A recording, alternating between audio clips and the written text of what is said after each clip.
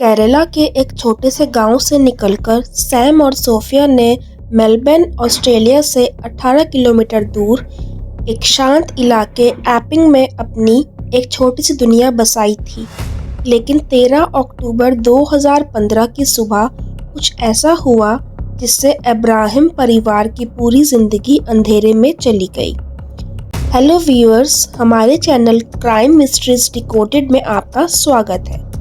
आप सुन रहे हैं सैम अब्राहम की मौत की दर्दनाक कहानी।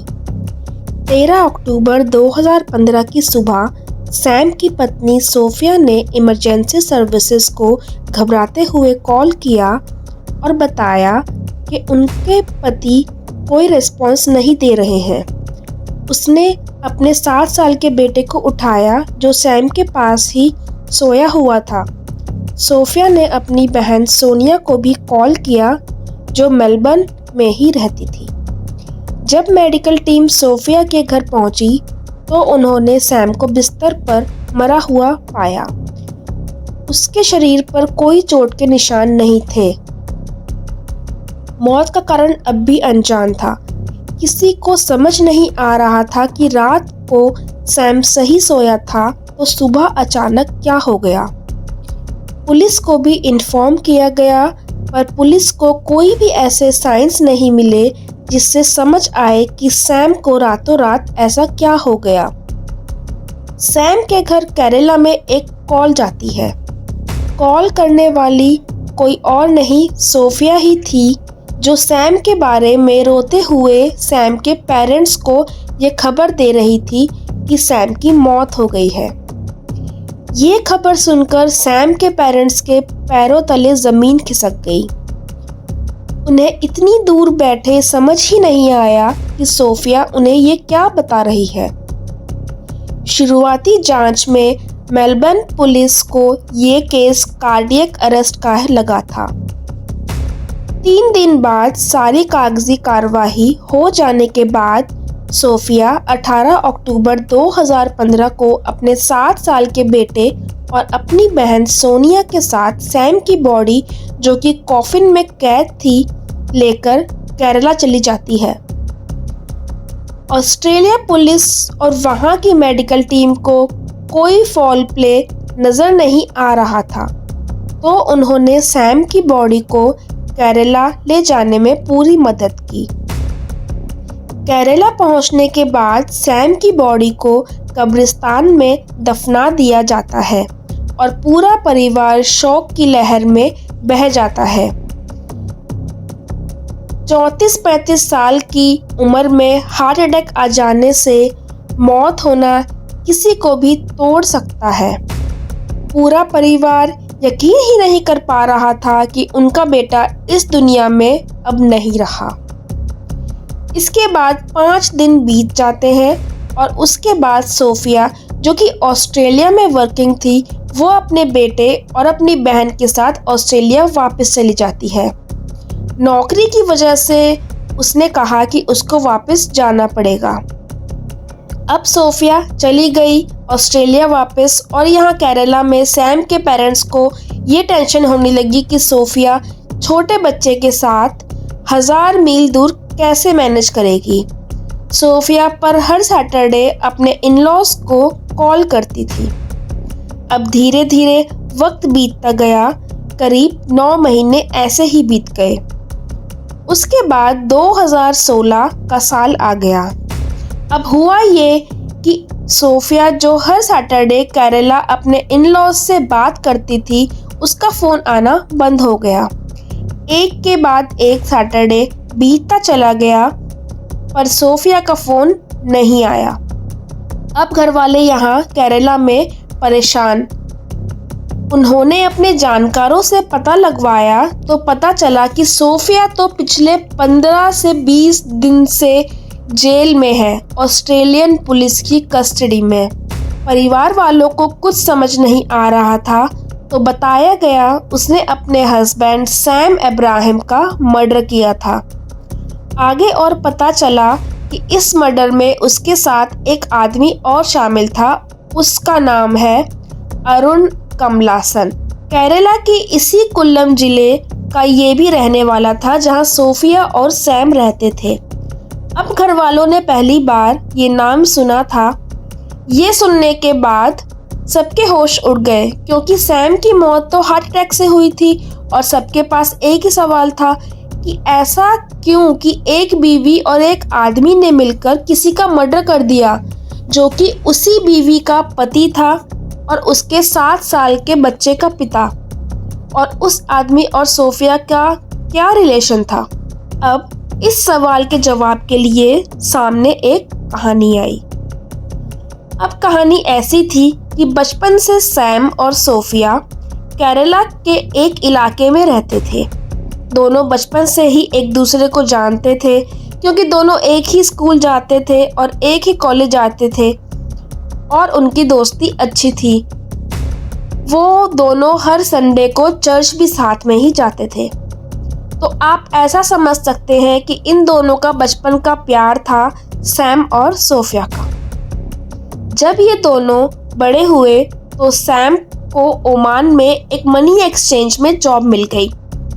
इस दौरान जाने से पहले उसने अपने पेरेंट्स को बताया कि वो सोफिया से शादी करना चाहता है, पर सैम के फादर को पहले ये रिश्ता मंजूर नहीं था, बट बाद में वो मान गए और इन दोनों की शादी करा दी गई। तो बचपन का प्यार अब एक हस्बैंड वाइफ तक जा पहुंचा था। सैम और सोफिया दोनों बहुत खुश थे और उनके घरवाले भी उनकी खुशी को देखकर खुश थे। 2008 में शादी हुई और उसके करीब 2 साल बाद सैम ओमान पहुंच जाता है जॉब के सिलसिले में। अब कुछ वक्त बाद सोफिया भी ओमान चली जाती है। दोनों अब खुशी खुशी साथ रहने लगते हैं। अब सोफिया प्रेग्नेंट हो जाती है तो वो वापस चली जाती है केरला। केरला आने के बाद सोफिया एक बेटे को जन्म देती है। सोफिया की एक बहन सोनिया ऑस्ट्रेलिया में रहती थी। वो वहाँ एक हॉस्पिटल में नर्स थी। अब सोफिया ने सोचा कि उसको भी ऑस्ट्रेलिया जाना है। उधर सोनिया ने भी बोला कि आ जाओ, तुम्हारे लिए बहुत जॉब्स हैं। सोफिया ने MSc इन इलेक्ट्रॉनिक्स किया हुआ था, तो उसको ऑस्ट्रेलिया में जॉब मिल जाती है और वो अपने बेटे को लेके ऑस्ट्रेलिया चली जाती है। और ये डिसाइड होता है कि सैम भी ऑस्ट्रेलिया शिफ्ट हो जाएगा। तो अब होता यूँ है कि 2012 में सोफिया अपने बेटे को लेके ऑस्ट्रेलिया चली जाती है और अब 2013 में सैम भी ऑस्ट्रेलिया चला जाता है। अब सैम, सोफिया और उनका बेटा तीनों साथ रहने लगते हैं। दोनों जॉब करते थे और उनकी ज़िंदगी भी अब अच्छी बीतने लगती है। इसी दौरान 2015 में अक्टूबर में सैम अपने घर आया और बहुत खुश था। सोफिया और उसका बेटा भी साथ आए थे। परिवार वाले भी खुश। सैम ने मजाक मजाक में अपने पिता को कहा कि उसको लगता है कि वो ज़्यादा जिएगा नहीं। सैम ने अपने कुछ दोस्तों को भी और अपने कुछ रिलेटिव्स को भी ये बात बोली कि वो अगली बार कॉफिन में आएगा। सबको ये बात थोड़ी अजीब लगी। 11 अक्टूबर 2015 को वो वापस गया और उसके ठीक 3 दिन बाद 15 अक्टूबर 2015 को उसकी मौत की खबर आ गई थी। अब ये आपने जो सुना कहानी का एक पहलू था, जो बचपन का प्यार, शादी, बच्चा, ऑस्ट्रेलिया में जॉब, ये सब था। अब कहानी का दूसरा पहलू ये है कि सैम, जो सोफिया का बचपन का प्यार था, जिसके लिए उसने मरने तक की बात कहती थी और शादी की थी, उसी सोफिया का एक जवानी का प्यार भी था। जब सोफिया मास्टर्स इन MSc कर रही थी तो उसके साथ अरुण भी मास्टर्स कर रहा था। दोनों करीब आए, दोस्ती हुई और दोस्ती प्यार में बदल गई। ये दूसरा प्यार था सोफिया का। अरुण ऑस्ट्रेलिया चला गया और वहीं जॉब करने लगा। अब इधर जब सोफिया की शादी हो गई, बेटा हुआ, पर उसका शादी के बाद भी अरुण से कांटेक्ट खत्म नहीं हुआ था। तो सोफिया को लगा कि मुझे भी ऑस्ट्रेलिया चले जाना चाहिए, क्योंकि अरुण ऑस्ट्रेलिया में ही काम कर रहा था। लेकिन इस अरुण के बारे में कोई भी जानता नहीं था। दोनों ने इस रिश्ते को गुप्त रखा था। अब 2012 में सोफिया वहां पहुंच गई ऑस्ट्रेलिया। अब 1 साल बाद पहुंचता है सैम। तब तक सोफिया ने अपना एक अपार्टमेंट ले लिया था ऑस्ट्रेलिया में भी ये अरुण से ऐसे ही मिलती है कि कोई भी अरुण के बारे में जान नहीं पाता। अब उसके बाद जब सैम पहुंच गया तो मिलने में दिक्कत आने लगी। अब दोनों व्हाट्सएप पे और फ़ोन पे लंबी लंबी बातें करने लगे। फिर धीरे धीरे सोफिया को लगा कि ऐसे तो ज़िंदगी नहीं चल सकती। फिर उसने अरुण से बात की। सोफिया को डायरी लिखने का भी शौक था। उसने डायरी में अपनी सारी फीलिंग्स लिखी हुई थी अरुण के बारे में। डायरी भी एक सबूत था जो कोर्ट में पेश किया गया था।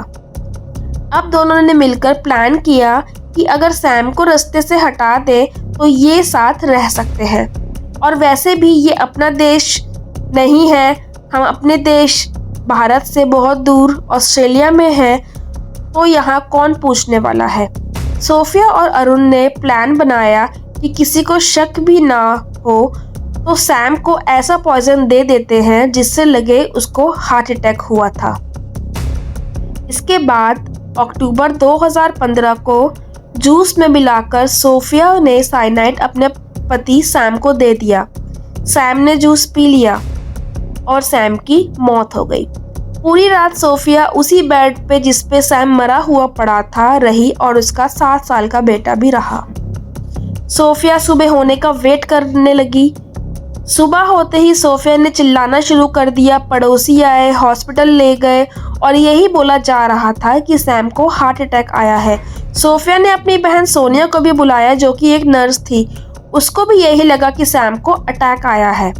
फिर उसने घर वालों को केरला फ़ोन किया और ऑस्ट्रेलियन पुलिस को भी यही बयान दिया कि रात को कुछ सही था, सैम सही सोया था और सुबह देखा तो सैम बेहाल पड़ा हुआ था। अब डॉक्टर ने भी देख के फर्स्ट रिपोर्ट यही दी कि शायद हार्ट अटैक ही है मौत का कारण। इसके बाद सैम की बॉडी को जिसको कि केरला जाना था, ऑस्ट्रेलियन पुलिस और हॉस्पिटल ने सारे कागज तैयार कर दिए और जिसमें मौत का रीज़न हार्ट अटैक ही लिखा गया था। अब बॉडी को केरला में पहुंचते ही दफना दिया गया। सोफिया ने वापस ऑस्ट्रेलिया आके जो पहली गलती की वो ये थी कि उसने एक हफ्ते बाद ही सैम के अकाउंट में जो भी था या सैम के नाम जो भी था वो सब उसने अपने नाम कर लिया। दूसरी गलती ये कि जो सैम की गाड़ी थी वो उसने अरुण के नाम पे ट्रांसफ़र कर दी। जब अरुण के नाम पे ट्रांसफ़र हुई तब ऑस्ट्रेलिया में जो पुलिस के डिटेक्टिव थे उनके कान खड़े हुए। अब अरुण का नाम पहली बार पुलिस के कान में पड़ा। अब डिटेक्टिव एकदम खामोशी से सोफिया के पीछे लग गया। अब सोफिया भी एकदम आराम से थी क्योंकि कोई पुलिस की तरफ से नहीं आया था, इतने महीने बीत चुके थे। अब जो डिटेक्टिव था वो अरुण के पीछे भी लग गया। डिटेक्टिव ने अरुण से दोस्ती कर ली, वो अरुण से मिलने लगा, बातें करने लगा। उसके बाद अरुण और सोफिया के कॉल टैप करना शुरू कर दिया। अब डिटेक्टिव ने कॉल्स पे ये भी सुना कि सोफिया अरुण को कह रही है कि किसी को कुछ पता नहीं चला। अब एक शाम अरुण और डिटेक्टिव ड्रिंक कर रहे थे क्योंकि डिटेक्टिव ने अरुण से दोस्ती कर ली थी। तो अरुण ने बातों बातों में उसको बताया कि उसने ऑरेंज जूस में मिलाकर साइनाइड किसी को दिया था जिसका आज तक किसी को पता नहीं चला। अब ये सब स्टेटमेंट डिटेक्टिव रिकॉर्ड कर रहा था। जब ये सारी चीज़ें हुई तो फिर डिटेक्टिव ने सबूत पुलिस के सामने रखा। अब मर्डर का मोटिव मिल चुका था, वो था अरुण और सोफिया को एक होना था। क्योंकि सैम क्रिश्चियन था तो उसकी बॉडी को दफनाया गया था, तो जांच के लिए उसकी बॉडी को बाहर निकाल के उसकी जांच कराई गई तो उसमें कंफर्म हो गया कि मौत साइनाइड से ही हुई थी। इसके बाद करीब 9 महीने बाद ऑस्ट्रेलियन पुलिस ने सोफिया और अरुण को अरेस्ट कर लिया और उन्हें मर्डर के जुर्म में दोषी ठहराया गया। दोनों को उम्र कैद की सजा सुनाई गई। सैम की मौत के पीछे छुपे धोखे ने उसके परिवार और दोस्तों को हिला कर रख दिया। न्याय तो हुआ लेकिन सैम के परिवार के लिए ये कभी खत्म न होने वाला दर्द छोड़ गया। इस हादसे के निशान उसके परिवार और दोस्तों के दिलों पर हमेशा बने रहेंगे। क्राइम मिस्ट्रीज डिकोडेड चैनल को सब्सक्राइब करें, लाइक करें और शेयर करें ताकि और भी ऐसी रहस्यमयी केस आपके सामने आ सकें। सतर्क रहें, सुरक्षित रहें, क्योंकि कभी कभी असली खतरे वही होते हैं जिन पर हम सबसे ज़्यादा भरोसा करते हैं। धन्यवाद।